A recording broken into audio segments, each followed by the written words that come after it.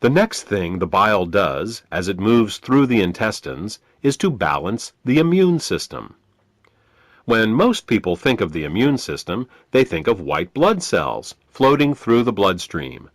But over 1/2 of the immune system is actually located in the intestines. The job of the immune system in the intestines is much more difficult than that in the bloodstream.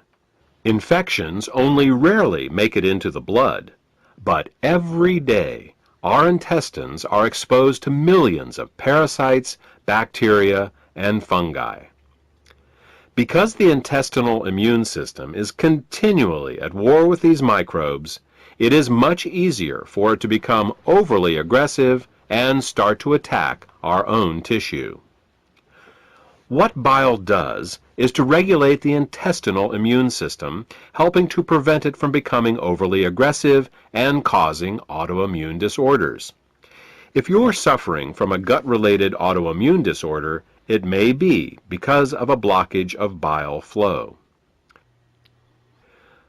The last thing that bile does in the intestines is to kill parasites and candida.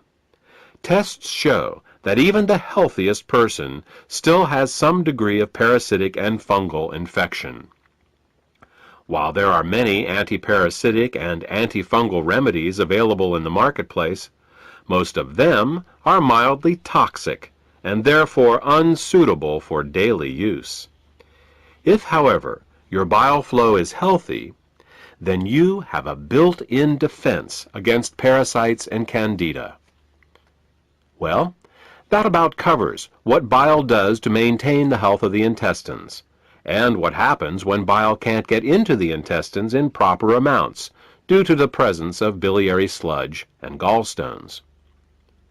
Now, let's turn our attention to what happens when biliary sludge and gallstones cause toxins to back up into the bloodstream.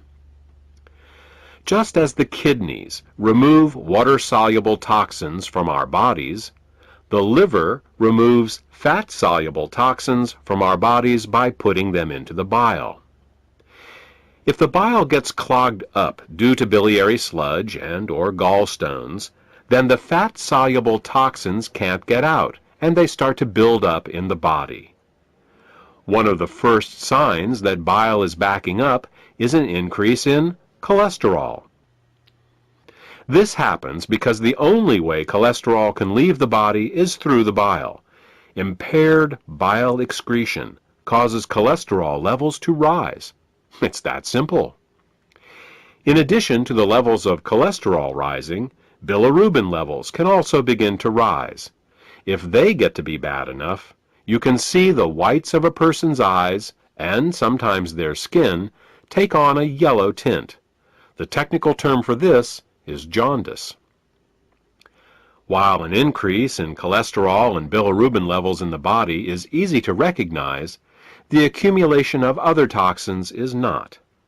Literally thousands of toxins and chemicals are processed by the liver for removal through the bile each day.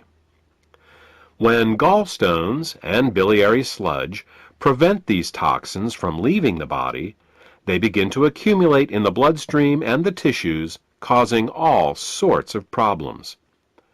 Dissolving gallstones and biliary sludge is an often overlooked but vitally important part of any detoxification program. The last problem we will discuss, that is caused by bile backing up into the bloodstream, has to do with immune function. As we said earlier, bile plays an important role in the immune system of the intestines by keeping it from becoming overly aggressive. Unfortunately, what's good for the immune system of the intestines is terrible for the rest of the body. Studies have shown that when bile acids are present in the bloodstream, they inhibit chemotaxis and phagocytosis. These are fancy words for how well white blood cells can locate, move towards, and swallow infectious microbes. Thus, what starts out as a beneficial immunoregulative action in the intestines becomes an immunosuppressive action in the bloodstream and the tissues. These are all effects of bile backing up in the bloodstream. The final set of problems we will discuss is how biliary sludge and gallstones can affect the neighboring organs.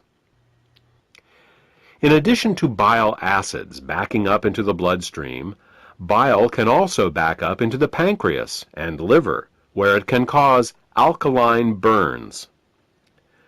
This is because the liver, pancreas, and gallbladder all share the same basic plumbing, the common bile duct. There are valves that keep the bile from backing up into the liver and pancreas. If a small stone finds its way into one of these valves, the valve can get stuck in the open position. If this happens, then every time the gallbladder contracts to squeeze the bile into the small intestines, it can also squeeze the bile into the pancreas and the liver, causing caustic alkali burns and irritation. You see, very alkaline substances can burn us just as easily as very acidic ones. And with a pH of 9.5, bile is very alkaline. Mild alkali burns for a short time in these organs may only result in local irritation, but over a long period of time, these alkali burns can cause diabetes, hepatitis, and cancer.